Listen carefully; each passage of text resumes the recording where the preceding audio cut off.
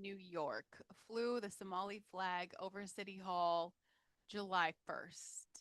Uh, Days before the 250th anniversary of the United States of America.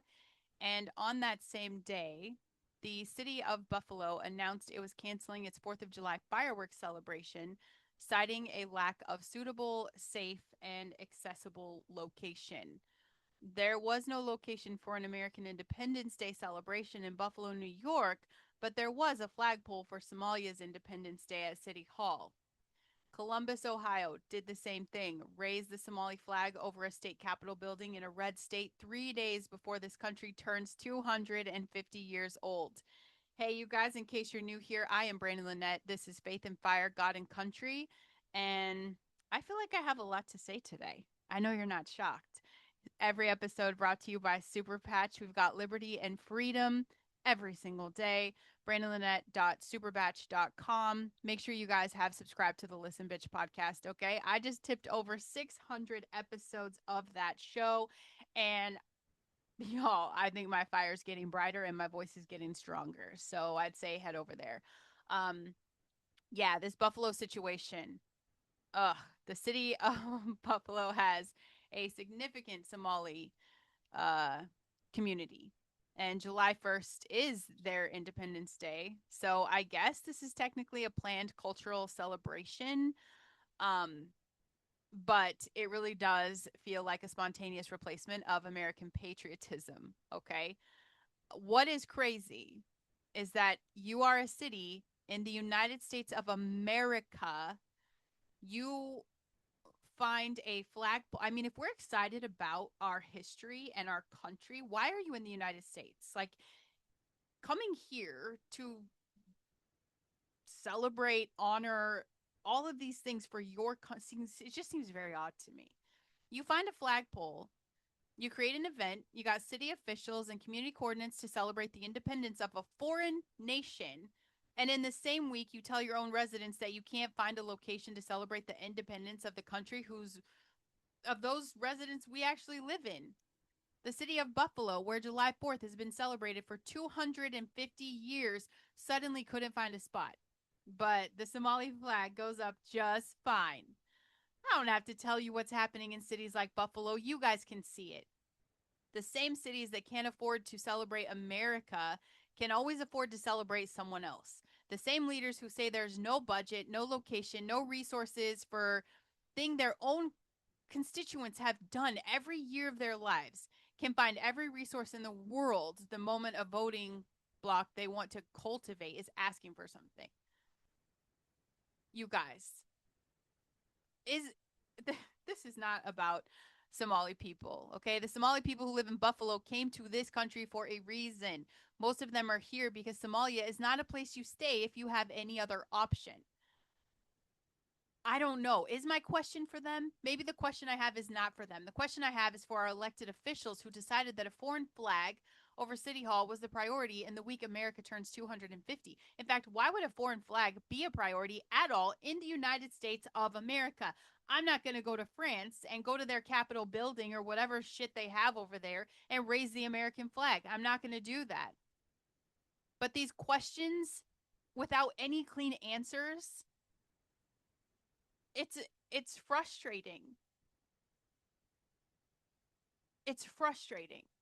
And a full history lesson, okay, that just happened a couple days ago because I think a lot of the reactions I've seen online, people are either completely outraged without understanding what the ruling said or completely in favor of it without understanding what the dissent actually said. And you guys deserve the whole picture here. On June 30th, 2026, the Supreme Court ruled 6-3 to strike down President Trump's executive order that would have ended birthright citizenship for children born in the U.S. to parents who are here legally or on temporary visas. Um, wow. Chief Justice John Roberts wrote the majority. Amy Coney Barrett sided with the three liberal justices. That is 5 votes on the constitutional question. Roberts, Kagan, Sotomayor, Barrett, and Jackson. Brett Kavanaugh concurred in striking down the order, but on different grounds, leaving open the possibility that Congress could change the law through legislation rather than executive order. Thomas, of course, and Alito and Gorsuch dissented. So, Amy Coney Barrett, the woman Republicans fought tooth and nail to confirm, the woman our President Trump put on that court, was the deciding constitutional vote to uphold birthright citizenship. And I'm going to say what I believe. She's a traitor. She has not been the justice she was presented as being. And this isn't some one off, okay? This is not the first time that she's sided with the left on a major question. She is not a reliable conservative voice like she sold herself to be. And I think Donald Trump's biggest mistake looking back was trusting the people who told him she was. I'll tell you, I'll admit when my president is wrong, and picking her was a big mistake. It's a big mistake. The 14th Amendment, okay, I'm going to explain this a little bit. We're going to get a little history lesson, y'all. So just pull up here.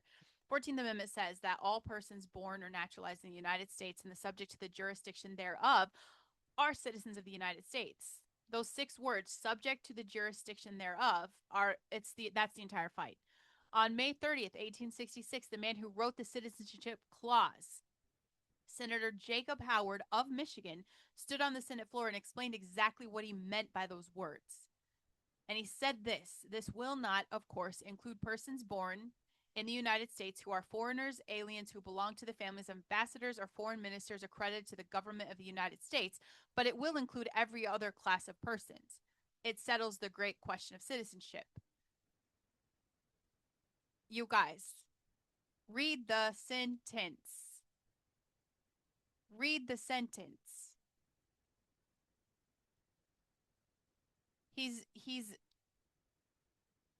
It's very clear. Senator Lyman Trumbull, another author of the 14th Amendment, said the phrase, subject to the jurisdiction thereof, meant not owing allegiance to anybody else. That to me seems like we're excluding the children of people who come here illegally since their parents owe allegiance to another country.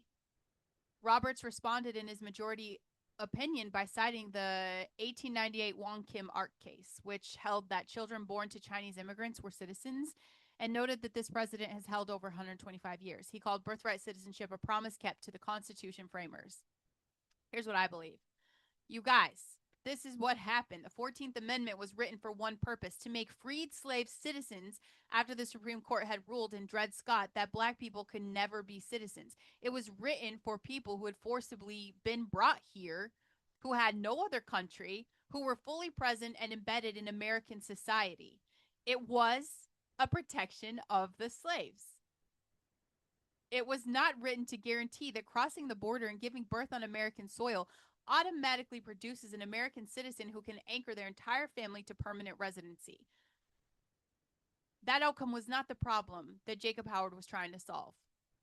And the solution, as Trump himself has acknowledged, is a constitutional amendment, because the Supreme Court has now spoken on what the existing text means. If you want a different outcome, you have to change the text. 2/3 of the House, 2/3 of the Senate, 3/4 of the states, that's the bar, and that's the correct bar, because the Constitution was designed to be very hard to change on purpose. On the same day, another quick breath here, disappointment in these people. We vote for a certain class of people with a certain expectation, and the fact that they just turn liberal overnight, I don't know if it's in the water. There were rumors that gifts were given. Imagine Soros gifts. Why are we calling it gifts? Those two were bought and paid for. They were bought and paid for. That's the thing. Everybody has a price. Everybody has a price, don't they? On the same day, the court upheld state bans on transgender athletes competing in women's sports. That is a genuine, unambiguous win. Women's sports exist because biological sex produces documented physical differences that do not disappear with the declaration. The women who have spent their entire lives competing at the highest level of their sports deserve the courts to say so. And the court showed up on that question, and yeah, let's celebrate that. It's ridiculous that this was ever a question in the first place. And can I do a podcast anymore without talking about the city across the lake from me? Can I? Just between Tuesday, okay? I recorded an episode Tuesday. Today is Thursday, July 2nd. Chicago has had shootings across the south and west sides that have not stopped. This follows the Juneteenth Father's Day weekend in which 8 people were killed, 40 were wounded, included 14 shot in that single drive-by attack. Now, we have a 3 a.m. double shooting downtown, left a crime scene so covered in little yellow cone evidence markers from shell casings that you can't count them. Tons of rounds fired in the middle of the night, in the middle of a major American city. Y'all, I've walked those city streets several times with my kids. It's crazy to me. It's crazy to me. The entire United States military during the Iran war, you guys, I've told you that since February, lost 13 to 15 Americans. Chicago killed 8. I'm just asking. I'm going to keep doing the Chicago death count because I know there was another case too where 2 people got shot, only one of them died. And I don't need to tell you about the culture. But like, I just want to find a Black Lives Matter chapter that is camped outside the mayor's office in Chicago right now. Why does nobody care about this? I want you to help me find the celebrities who changed their social media profiles during the George Floyd protests, posting about something about the South Side. I want you to find the media doing daily body count coverage the way they covered every other story they decide is a crisis. I can't find it because there is no camera set up in Auburn Gresham. There is no chant for Marcus Chapman. That's the 14-year-old who was shot dead Thursday night. There's no national moment of outrage for the 8 people who were killed this weekend when their mayor declared the transfemicide state of emergency. It is crazy to me. Where's the liberal outrage of caring so much about Black people? Why does nobody care when they're killing each other? And the answer to the question that nobody's going to say out loud, the outrage machine doesn't care about Black lives. It cares about a very specific narrative that produces a very specific political outcome. Black children being shot by Black men on the south side of Chicago doesn't produce the outcome. Why is that? Why is there no outrage? Why are these people not fighting for their people? There is no camera. There is no chant. There's no virtue signaling. There's no protest. There's no signs. It's just, guess what's going to happen? Tuesday's episode. Shall we take a wager on the death count over the holiday weekend in Chicago, where guns are illegal, mind you? Illegal. Because that works well. There's only the next shooting and the next missed weekend and the next year of the same numbers that nobody's calling a crisis. This is a crisis. It's a crisis of culture, of fatherlessness, of policy failure by the same political establishment that has run those neighborhoods for a century, and of a media that decides which deaths get to be national emergencies based on whether the story fits the narrative. Absolutely, this is a crisis of the absence of accountability, and I'll come back to that. I did find the official Michigan State Police discovery. The baby found in Electric Forest, the annual music festival. They have it in Rothbury, Michigan. That was confirmed. The baby was born alive and murdered. So this is no longer a death under investigation. It's a homicide. Newborn baby was murdered at a music festival. Unfortunately, close to home here for me. And the festival wasn't even shut down because of the dead baby. It shut down because of a lightning storm. Okay, just come on, you guys. The devil is so busy, so busy. And you know, I'm going to give you another win today. My husband shared this with me this week, so I figured we could use some more good news. You guys know the story, Mark and Patricia McCloskey. It's been a hot minute, and I know so much has happened. You might have forgot. So let me just give you a little background. June 28th in 2020, a group of approximately 500 protesters entered Portland Place, and this is a private gated neighborhood in St. Louis, while marching to the mayor's house. Mark and Patricia come out of their home, Mark with an AR-15, Patricia with a handgun. No shots were fired. Nobody was hurt. Within hours, they were the most viral story in the country. They were charged. They pled guilty to misdemeanors in 2021 under pressure. They paid fines. Their firearms were confiscated. They were pardoned by Governor Mike Parson in August of 2021. They have spent years fighting to have their records expunged. That expungement was finally granted in June of 2024. The Missouri Court of Appeals upheld it in July 2025. And August 2025, Mark McCloskey walked into the St. Louis Metropolitan Police Department and picked up his AR-15. He posted the video. He said, "It only took 3 lawsuits, 2 trips to the Court of Appeals, and 1,847 days, but I got my gun back. We defended our home, were persecuted by the left, smeared by the press, and threatened with death, but we never backed down." 1,847 days for defending their home from a crowd that entered a private neighborhood uninvited with their legally owned firearms, and they never backed down. That's the Second Amendment working exactly the way it was designed to work, even when every institution in the state tries to make it not work. So I think let's celebrate the McCloskeys. That is a big win. Another really cool thing I saw today, which I think is very sweet, and it's not even viral. I thought this should be a very viral story here. Maybe it will be by the time we're done recording. Officer Sean Reavie. He's a 20-year law enforcement veteran and school resource officer at Greenway Middle School in Phoenix, Arizona. That's a Title I school, which means most of the families there face real financial hardship. The school has an after-school summer program called After the Bell.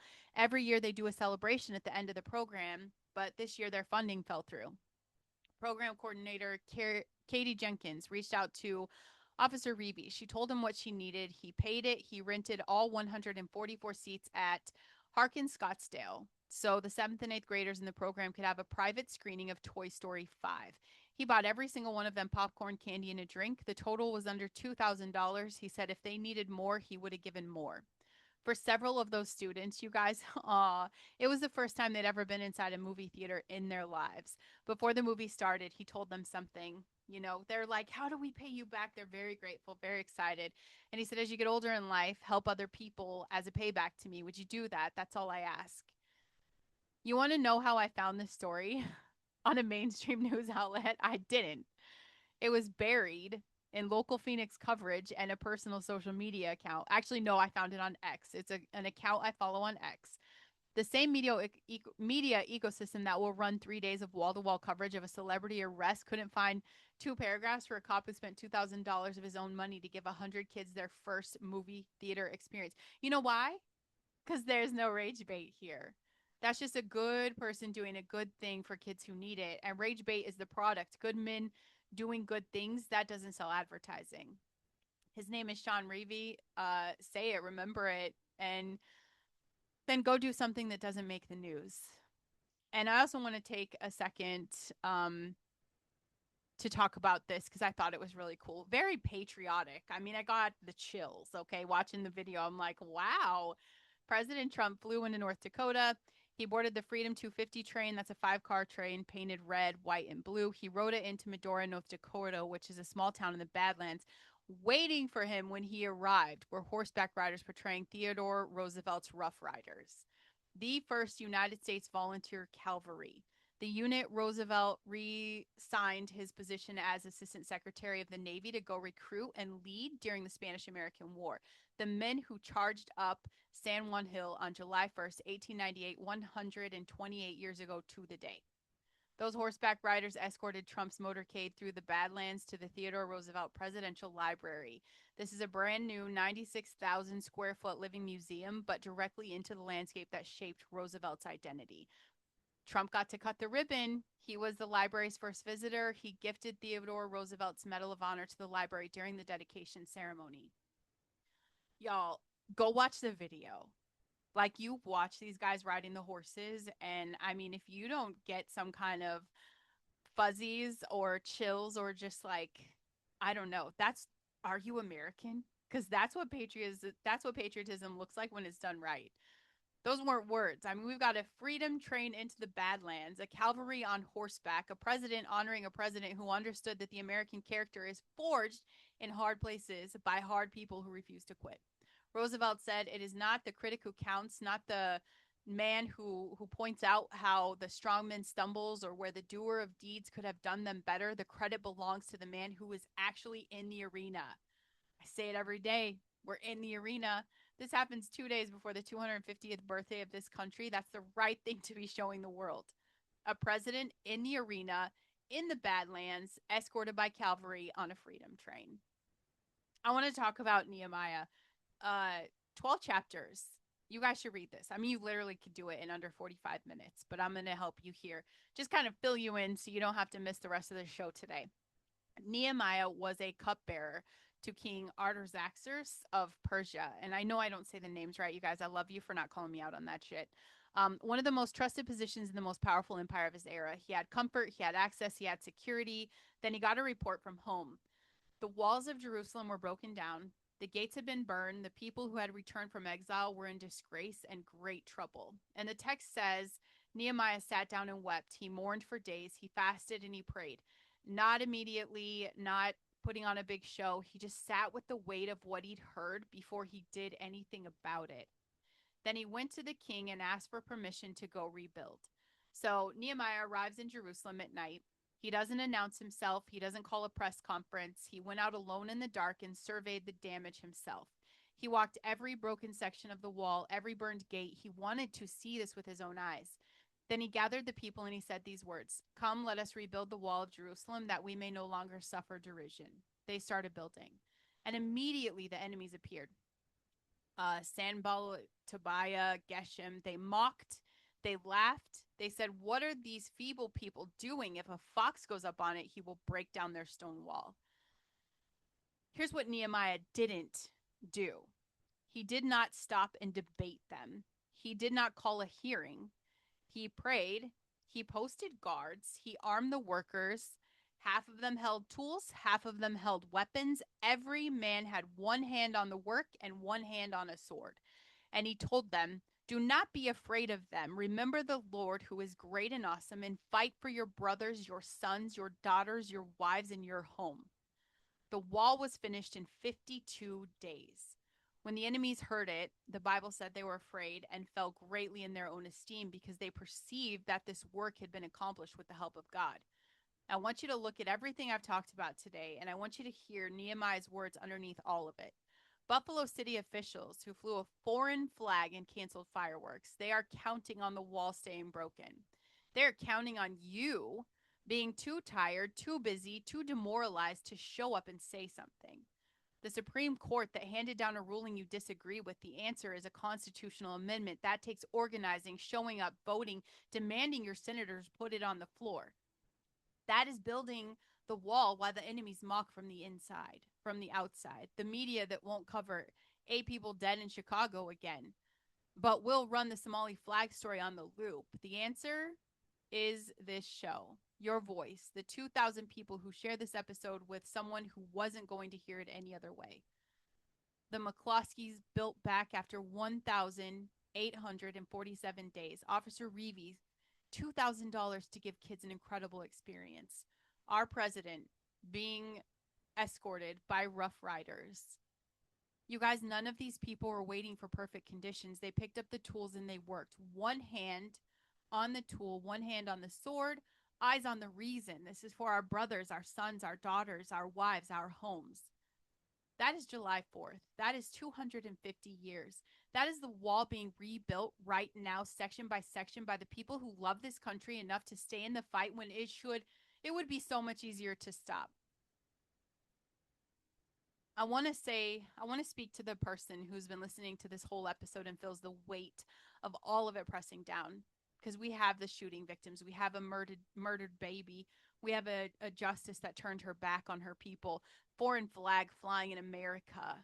Chicago body count that nobody's talking about. I know it's a lot. I know it's a lot because I carry it too. But I want to tell you something that doesn't change with the news cycle. There's a God who was sovereign before any of this started and will be sovereign when it ends. He saw the 250 years coming and every year of what it would cost, who placed people like Nehemiah inside broken situations on purpose, and then he equips them to rebuild. There's a God who's been doing this through every empire and every broken wall and every mocking enemy for longer than any of us can count. And the thing is he placed you here in this generation with whatever access and voice and vote and conversation you have. And the question he keeps asking is the same one Nehemiah asked the people of Jerusalem. Come, let us rebuild. If you have never given your life to Jesus Christ, the anchor that makes any of this worth doing, That is available to you right now. Not when the country is fixed, not when the ruling goes your way. Now, as you are with all your fury and all your grief and all of your love for the United States of America, He is the way, He is the truth, and He is the life. And in a world where every truth is contested and every wall has holes in it, that is not a small thing. This weekend, happy 250th birthday, America. God bless every person who helped build you, who has bled for you, and who refused to stop building when the enemies were mocking from the outside gate. Faith, fire, God, country, always. I'll see you guys next week.